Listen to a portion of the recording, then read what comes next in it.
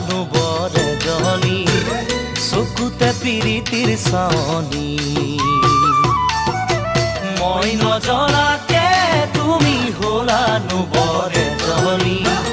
চকুতে পিৰিতিৰ চাৱনী